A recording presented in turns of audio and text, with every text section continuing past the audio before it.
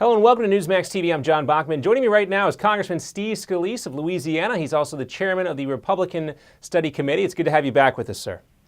Great to be back with you. All right, we're going to talk to you in a second about the momentum of the RSC's Obamacare alternative, the American Health Care Reform Act. But first, I want to talk to you about this supposedly shrinking gap between Senator Patty Murray, a Democrat, and Congressman Paul Ryan, a Republican's budget plans. The latest reports have them just a few $1 billion apart, which I guess is not a lot in Washington. But to make up the difference, there's talk of increasing fees on things like airline tickets to pay for the security at the airport. Are you okay with this idea? Is more government revenue okay if it's in the form of a fee as opposed to a tax? Well, I haven't seen a final proposal. I'm optimistic that Paul can reach a deal with Patty Murray, and he's been working real hard to do that. One of the things I've always said is I want to see us get a budget deal that puts us on a path to a balanced budget within 10 years, and it's I think very reflective of what we passed in our House budget. How we get there, the details are important, and I would want to see any details before I could agree to something. But I also know that that there are a lot of things that they're looking at. But as they narrow those down, I would imagine when we get back on Tuesday, we'll know whether or not something's going to happen by the end of the week. It's going to probably have to be finalized by Tuesday, and at that point we'd actually be able to see the details. So until I can see the details, hard to really comment. But just as an idea, is that something that you might be okay with, more of these fees as opposed to tax increases?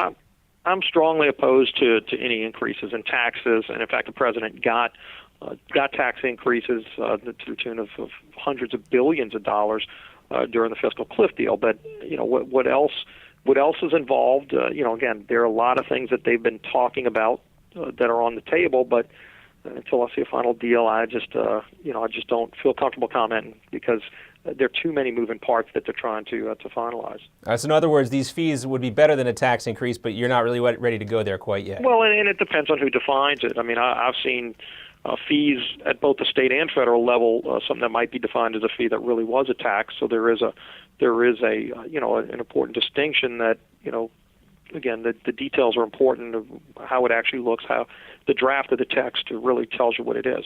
All right, so I want to play a clip here from House Speaker John Boehner because Paul Ryan's been pretty quiet about his work behind the scenes with Senator Murray.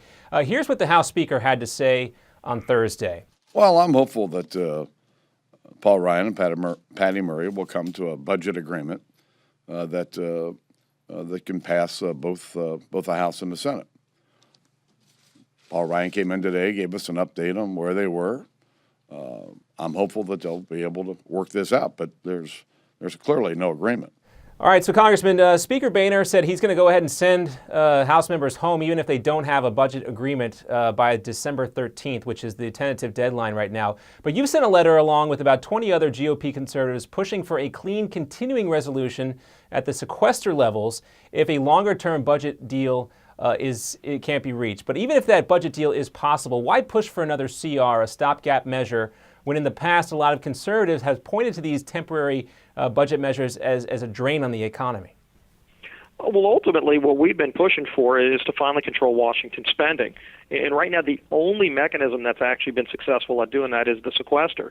Sequester's actually forced real cuts in spending because historically, Washington would increase maybe by 2% instead of by 3%, and they try to call that a cut, even though spending was growing. So sequester is the first time in decades where we've actually seen for 2 years in a row now, if it's successful next year, we'll see 2 years in a row of actual reductions in the size of government on the discretionary spending side.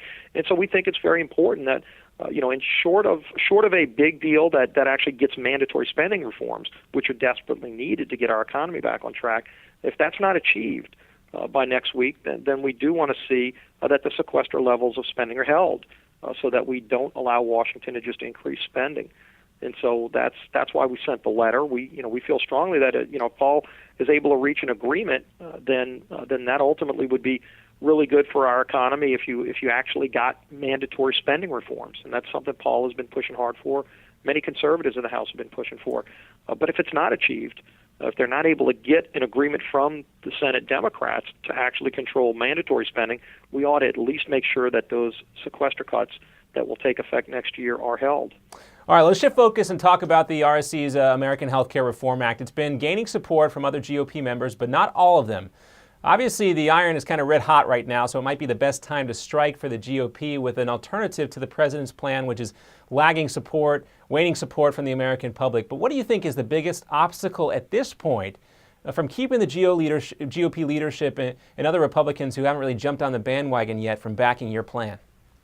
Well, all along, the first priority has been to repeal the president's health care law. And clearly, while Barack Obama is the president, I think we all understand the challenges involved there, even though we're watching the president's health care law implode before our very eyes. But at the same time, I do think it's important to show what we stand for, to put an alternative out there side by side against Obamacare.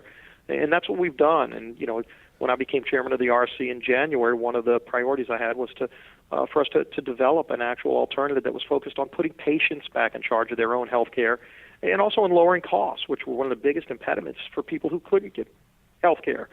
So what we did is we put a task force together with a number of medical doctors in Congress. I do think that's one of the big flaws of Obamacare is not only is it the government-run and mandate approach of the federal government, but the fact that they shut Republicans out that had good ideas. They shut every medical doctor out. Not one medical doctor in Congress voted for Obamacare. So we put a number of people with good experience in a room, and we started meeting for weeks, and we came up with a bill that I really think makes a lot of common sense. It is focused on lowering costs and putting patients back in charge. Things like letting people buy insurance across state lines. During Christmas season, people are online, they're buying products in every state. If it's good for their family, if it's a good deal for them, they go and buy it. Yet with healthcare, you really can't buy a product across state lines if you think it's better for your family. So there are a lot of impediments like tax equalization, putting the patients back in charge that we focus on. We get rid of all the mandates and the taxes that are in Obamacare, and we say, look, let's let patients actually have real choices and lower costs.